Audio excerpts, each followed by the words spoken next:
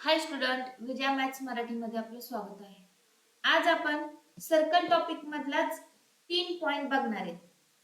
3 point कोणते बघणार आहेत? तर पहिला पॉइंट आहे theorem of internal division of chord. Internal division of chord हा पहिला पॉइंट बघणार आहे. नंतर दुसरा पॉइंट बघणार आहे theorem of external division of chord. खूप सोपे आहेत आणि एक्झामला विचारले जाते हे पॉइंट, त्यामुळे मी जे पॉइंट एक्झामला ॲक्युरेट विचारले जाते, जे महत्वाचे आहेत ते पॉइंट मी घेऊन त्याचे उदाहरण देते. त्यामुळे सर्वांनी लेक्चर बघायचंय आणि आपल्या भरपूर मित्रमैत्रिणींना पण पाठवायचे. तिसरा पॉइंट बघायचा बघा, टेंजंट सेकंड सेगमेंट थेरम. तुम्ही माझे फक्त लेक्चर केले तरी तुमचा टॉपिक पूर्ण सर्कल होऊन जाईल, का तर जे जे इम्पॉर्टंट पॉइंट आहेत तेच सर्कल टॉपिक मधले मी घेते आणि तेच टॉपिक वर मी लेक्चर बनवते. त्यामुळे सर्वांनी हे टॉपिक जरी केले तरी तुमचं सर्कल टॉपिक पूर्ण होऊन जाईल अभ्यास करून. बघा, आता आपण एक एक पॉइंट एक्सप्लेनेशन सहित घेऊयात.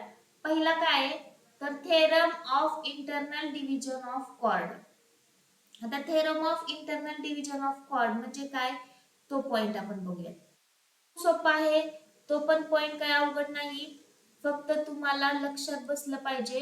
डायग्राम सहित त्याचा फॉर्म्युला हे पण तुम्ही लक्षात ठेवलं पाहिजे, का तर फॉर्म्युला खूप महत्वाचा आहे. Theorem of internal division of chord. आता बघा काय म्हणताय, कॉर्ड्स इंटरनल डिव्हिजन म्हणजे कॉर्ड हे आतल्या बाजूला एकमेकाला इंटरसेक्ट करतात. बघा मी इथं लिहिते, two chords intersect inside the circle. Inside the circle म्हणजे दोन कॉर्ड एकमेकाला आतल्या बाजूला इंटरसेक्ट करते, त्यावेळेस ही कन्सेप्ट वापरायची. आता मी कॉर्डला नाव देते एम एन आणि पी क्यू आणि इथं नाव देते ओ. आता काही नाही, खूप सोपं आहे, अजिबात अवघड नाही. आता तुम्ही कशावरनं ओळखायचं की theorem of internal division of chord वापरायचं आहे? ज्यावेळेस दोन कॉर्ड इंटरसेक्ट आतल्या बाजूला करतात, इनसाइडला करतात, म्हणजे तुम्ही म्हणू शकता chord M N and chord P Q intersect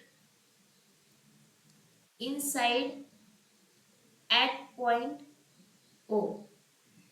म्हणजे आतल्या बाजूला कोणत्या पॉइंट मध्ये इंटरसेक्ट करते? ओ पॉइंट मध्ये. आता फॉर्म्युला तर खूप सोपा आहे, फक्त काळजीपूर्वक लक्षात ठेवायचं. ज्यावेळेस आपण इंटरनल डिव्हिजन करतोय म्हणजे आतल्या बाजूला ज्यावेळेस दोन कॉर्ड एकमेकाला इंटरसेक्ट करते, त्यावेळेस काय नाही, खूप सोपा फॉर्म्युला आहे. एम एन आहे की नाही कॉर्ड, त्याचे दोन भाग झालेत, एम ओ आणि ओ एन. ते एका बाजूला इंटू म्हणून घ्यायचे, म्हणजे M O into O N is equal to जी दुसरी कॉर्ड आहे की नाही पी क्यू, त्या पी क्यू चे पीओ आणि ओ क्यू, ते पीओ आणि ओ क्यू दुसऱ्या बाजूला इंटू म्हणून त्यांचा गुणाकार करायचा. म्हणजे दोन कॉर्डचे जे दोन भाग झालेले आहेत ना, त्या दोन्ही भागचा गुणाकार करायचा. दोन्ही एका कॉर्डचा इज इक्वल टू च्या ह्या बाजूला करायचा, दुसऱ्या कॉर्डचा इज इक्वल टू च्या ह्या बाजूला गुणाकार करायचा. ही झाली तुमचे इंटरनल डिव्हिजन, ज्यावेळेस कॉर्ड इंटरसेक्ट करते त्यावेळेसचा फॉर्म्युला. खूप सोपा आहे, काही अवघड नाही. ज्यावेळेस दोन कॉर्ड इंटरसेक्ट इनसाइड करते त्यावेळेस हा फॉर्म्युला लिहायचा. आणि आयएमपी पॉइंट आहेत बरं का हे, तिन्हीच्या तिन्ही जे मी घेते ती, का तर तुम्हाला 100% एक्झामला विचारते. बघा समजलं असेल तर पुढे जाऊयात, एक्सटर्नल डिव्हिजन बघूयात. Theorem of external division of chord. दुसरा theorem of external division of chord. Concept काय, ही कन्सेप्ट पण खूप सोपी आहे, अजिबात अवघड नाहीये. काय बघा, दोन कॉर्ड, आता मी डायग्राम करते, दोन कॉर्ड इंटरसेक्ट होते बट कुठं होते, आउटसाइड किंवा एक्सटर्नल म्हणू शकता तुम्ही, एक्सटर्नल.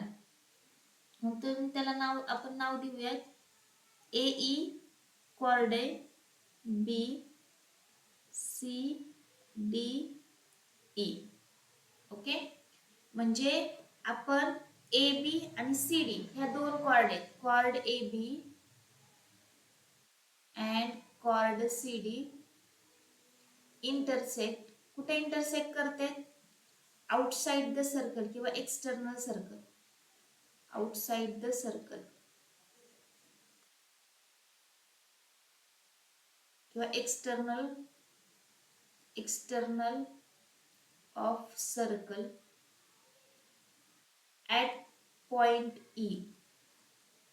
म्हणजे ही जी दोन कॉर्ड आहेत ना ती एकमेकाला इंटरसेक्ट करतात, पण कुठे करतात, आउटसाइड द सर्कल म्हणजे बाहेरच्या बाजूला, एक्सटर्नल द सर्कल. त्यावेळेस तुम्ही फॉर्म्युला काय लिहायचा, आता व्यवस्थित लक्ष द्या. पूर्ण बाजू म्हणजे एई, म्हणजे ही जी एक बाजू आहे ना कॉर्डची एई ती पूर्ण घ्यायची, आणि जी फक्त सर्कलच्या बाहेरच्या बाजूला जेवढा भाग आहे ना तेवढा भाग घ्यायचा, आतला भाग घ्यायचा नाही, म्हणजे बी इज इक्वल टू, ह्या कॉर्डचं पण सेम, जी पूर्ण सर्कलच्या बाहेर पर्यंत जेवढा भाग आहे सी तो घ्यायचा, आणि आउटसाइड, आउटसाइड जेवढा भाग राहिलेला आहे ईडी तो घ्यायचा. हा झाला तुमचा, ज्यावेळेस आपण कॉर्ड एक्सटर्नल इंटरसेक्ट करतो दोन कॉर्ड त्यावेळेसचा हा फॉर्म्युला.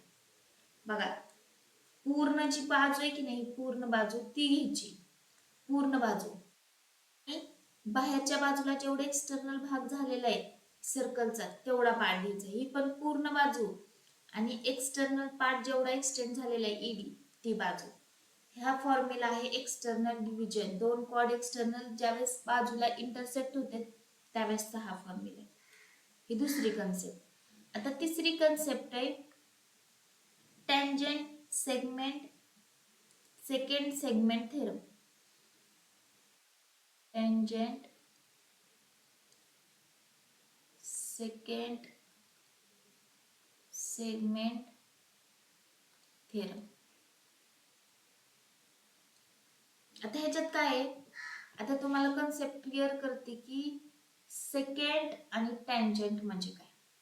सेकंड म्हणजे सर्कलला दोन पॉइंट मध्ये ज्यावेळेस इंटरसेक्ट करतो त्यावेळेस त्याला सेकंड म्हणायचं, आणि टँजंट म्हणजे सर्कल मध्ये एका पॉइंट मध्ये इंटरसेक्ट करतात, एका पॉइंट मध्ये. आता इथे एका पॉइंट मध्ये इंटरसेक्ट केले त्याला म्हणायचं टँजंट. टँजंट म्हणजे एका पॉइंट मध्ये इंटरसेक्ट करते. आता ज्याला कुणाला समजत नाही त्यांनी लिहून घेतलं तरी चालतंय. टँजंट म्हणजे एका पॉइंट मध्ये इंटरसेक्ट करते, एकाच पॉइंट मध्ये, त्याला म्हणायचं टँजंट. आणि सेकंड कशाला म्हणायचं, तर सर्कलला दोन पॉइंट मध्ये इंटरसेक्ट करते, म्हणजे इथं आणि इथं या दोन पॉइंट मध्ये इंटरसेक्ट करलं त्याला म्हणायचं सेकंड, त्याला काय म्हणायचं सेकंड.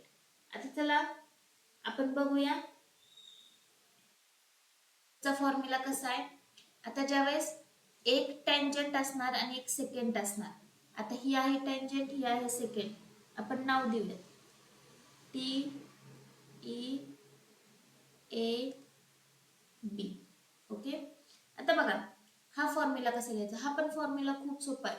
ज्यावेळेस एक टँजंट आणि एक सेकंड इंटरसेक्ट करते ई पॉइंट मध्ये, इथं काही इनसाइड आणि आउटसाइडचा काही इथं फरक पडत नाही, फक्त एक लक्षात ठेवायचं की एक टँजंट आणि एक सेकंड आहे का, आणि ती नेहमी आउटसाइडलाच इंटरसेक्ट होणार का, तर इनसाइडला इंटरसेक्ट होणार नाही.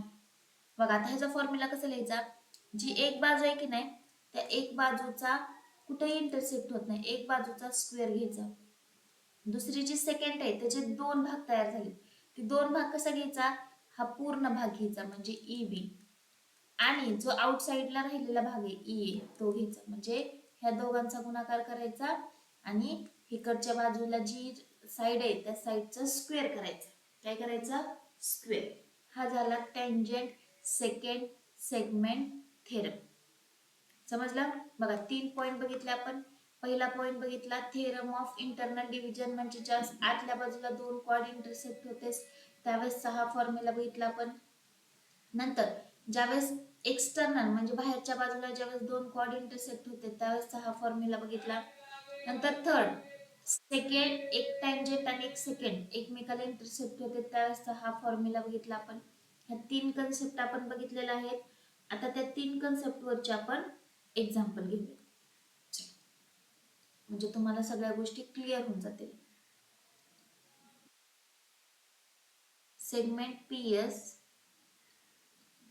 is a tangent segment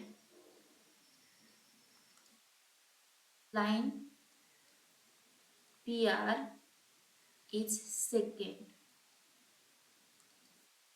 if PQ is equal to 3.6, QR is equal to 6.4. Find PS. Find PS.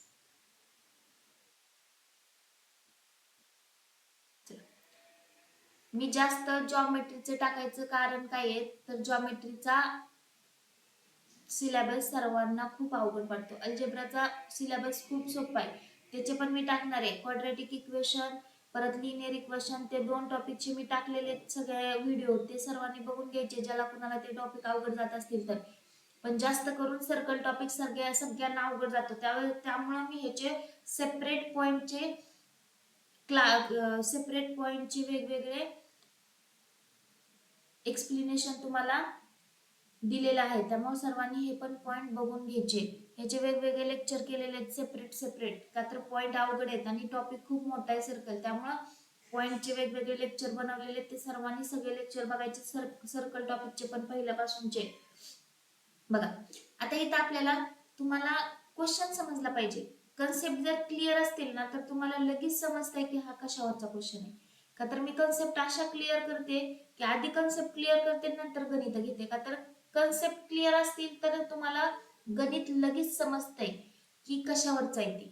आता एक आहे ती टँजंट आहे आणि एक आहे ती सेकंड आहे. मग तुम्हाला ही टँजंट दिली आणि सेकंड दिली, क्वेश्चन मध्ये पण दिलेले, त्यामुळे तुम्हाला सर्वांना लगेच क्लिक होत आहे की हे कशावरचा क्वेश्चन आहे. आणि जी तुम्हाला दिलेलं आहे जॉमेट्रीची एक गोष्ट लक्षात ठेवायची, जी क्वेश्चन मध्ये दिलेलं आहे ती आधी लिहून काढायचं. PS is a tangent segment line PR is a second.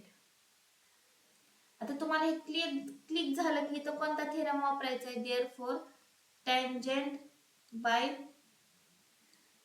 Tangent secant segment theorem. का तर तुम्हाला क्वेश्चन बघता क्षणी समजलं पाहिजे की कशावरचा क्वेश्चन आहे, तरच म्हणायचं तुम्हाला सगळ्या गोष्टी जमते. आता फॉर्म्युला कसा लिहायचा, जी एक बाजू आहे ना त्याचा स्क्वेअर, PS चा स्क्वेअर, दुसरी जी बाजू आहे ती पूर्ण घ्यायची PR इंटू बाहेरच्या बाजूला जी राहिलेला भाग आहे म्हणजे PQ. ला किमती ज्याच्या दिल्या त्याच्या ठेवूया. PS ऑलरेडी आपल्याला काढायचे त्यामुळे आहे असं ठेवलं. PR 3.6, QR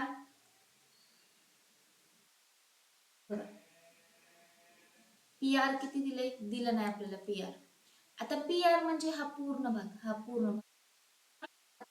आपण कसं काढू रे, PQ किती दिले 3.6, QR किती दिले 6.4. म्हणजे PR जर काढायचं असेल तर आपण काय करू, PQ प्लस QR करू. ओके, इंटू PQ ची किंमत आहे 3.6. PS square is equal to PQ किती दिले 3.6, QR किती आहे 6.4. यांची जर बेरीज केली तर बेरीज किती येते 10. PS square is equal to 10 into 3.6. यांचं जर तुम्ही मल्टिप्लिकेशन केलं तर उत्तर येते 36 ला जर 10 ने गुणलं तर 360 येते आणि घर सोडून पॉईंट म्हणजे तुमचं उत्तर येणार 36. इकडे स्क्वेअर आहे, इकडचं स्क्वेअर घालून इकडे रूट आणलं म्हणजे PS ची किंमत किती आलेली 36 कितीचं वर्गमूळ आहे 6चं. म्हणजे तुम्हाला जी फाइंड करायचं होतं PS ते तुम्हाला मिळालं का रे, मिळालं, नक्कीच मिळालं. पुढचा क्वेश्चन बघूयात आता. सोपे टॉपिक सोपा आहे, फक्त सर्वांनी व्यवस्थित रिव्हिजन करायची. क्वेश्चन दुसरा बघूयात आपण. तिन्ही पॉइंट वरचे मी क्वेश्चन घेणार आहे म्हणजे तुम्हाला अवघड जाऊ नये. chord MN and chord RS intersect at point D. तुम्हाला शक्यतो ह्याच्यावरचे म्हणजे डायग्राम पण दिली जाईल, आकृती पण दिली जाईल, त्यामुळे तुम्हाला हे तर अवघड नाही वाटणार की ही आतल्या बाजूला इंटरसेक्ट झाले का बाहेरच्या बाजूला इंटरसेक्ट झाले ओळखायची. 15 DS 4 MD 8 आणि फाइंड DL. आकृती काढून घेऊयात. याच्यावरून तुम्हाला लगेच समजतंय की कशावरचा क्वेश्चन आहे.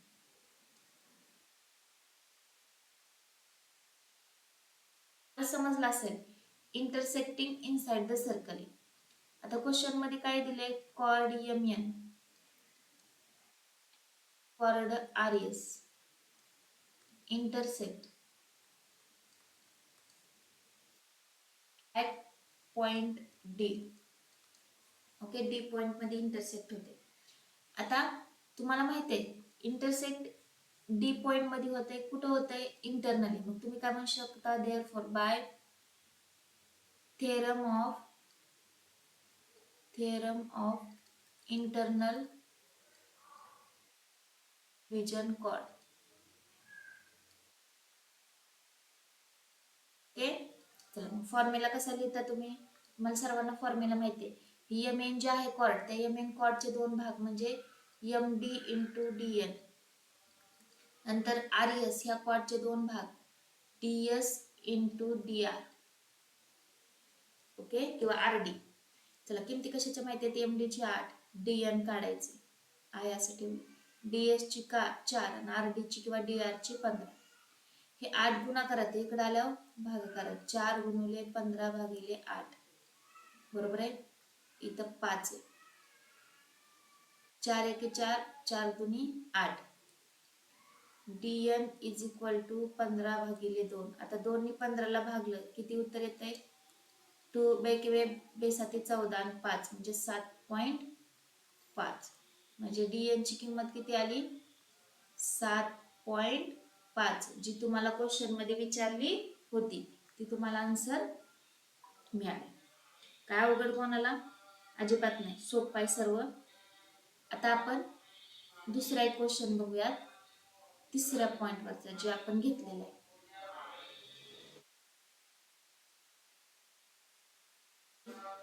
PQ is equal to 6, QR is equal to 10, PS is equal to 8. Find TS if chord PT किंवा TP and chord PR तुम्हाला डायरेक्ट डायग्राम देते बघा. क्वेश्चन मध्ये डायरेक्ट डायग्राम दिली, परत आपण ती लिहूयात वाटलं तर डायग्राम काढून झाल्यानंतर. TSPQR बघा, आपण क्वेश्चन मध्ये लिहूयात, त्यांनी दिलं नाही, डायरेक्ट लिहिण्यापेक्षा आन्सर मध्येच लिहूया. आता chord ST and chord RQ intersect at point P. कोणत्या पॉइंट मध्ये इंटरसेक्ट करते, P पॉइंट मध्ये. आता P पॉइंट कसला आहे रे, एक्सटर्नली. ओके, मग तुम्ही म्हणू शकता by theorem of external division chords. Okay, चला आता फॉर्म्युला कसं लिहायचा, खूप सोपा आहे फॉर्म्युला. तुम्हाला सांगितलं होतं कॉर्डचा पूर्ण भाग PT आणि वाढलेला भाग PS. ओके, नंतर इज इक्वल टू इकडं PR आणि वाढलेला भाग PQ. ओके, चला आता PT कसं, आता आपल्याला PS किती दिले, 8 बरोबर आहे. PQ किती दिले, 6. परत TS काढायचे, त्यामुळे हे आपल्याला माहित नाही. नंतर QR किती दिले, 10. ओके, आता आपण काय करू, आपल्याला माहिती आहे आता आधी पीटी काढून घेऊयात, मग त्याच्यावरनं टीएस काढता येते. त्यामुळे पीटीचा काही अर्थ इथं पीटी बद्दल काही लिहायची गरज नाही. पीएस ची किंमत 8 दिली. आता पी आर कसं बनलेलं आहे रे? P Q plus Q R, P Q plus Q R plus P Q. आता तुम्हाला सर्वांना माहिती आहे पी टी हाय असं ठेवलं into 8 is equal to P Q आणि क्यू आर. पी क्यू ची किंमत 6, क्यू आर ची किंमत 10, 6 10 16. पी क्यू ची किंमत किती आहे? 6. बरोबर आहे. चला लिहूयात आपण आता. P T is equal to P T. आता पी ची किंमत आपल्याला पी विचारलं नाही त्यांनी, पण आपल्याला काढताना काढायचे. ओके, पी काढून मग आपल्याला टीएस काढायचे. त्याच्यासाठी आपल्याला पी ची गरज आहे, त्यामुळे हॅश ठेवलं. P T into 8 is equal to 16 plus 6. 16 into 6 into 8. Okay, 16 into 6, 16 into 6. आता बघा, हे 8 इकडं गुणा करायचं, इकडं गेलं भागाकारात. मी ह्याला भाग घालवला, हा असं ठेवला. 8 1 8, 8 2 16. 8 1 8, 8 2 16. परत ह्या दोघांचा गुणाकार 6 2 12. पी टी बरोबर 6 गुणुले 2, म्हणजे पी ची किंमत किती आली? 12. पण इथं आपला आन्सर संपलाय का? नाही. आपल्याला आन्सर हे नाही काढायला सांगितलं, टीएस. मग पी कसं बनलेलं आहे? P T P S plus T S. Okay, P किती आहे? 12. पी एस आपल्याला माहिती आहे का? माहिती आहे, 8. आणि टी एस आपल्याला काढायचे. हे प्लस आहे, इकडे आलं मायनस. 12तून 8 गेले किती राहिले? 4. म्हणजे T S therefore T S is equal to 4. जे आपल्याला विचारलं होतं ते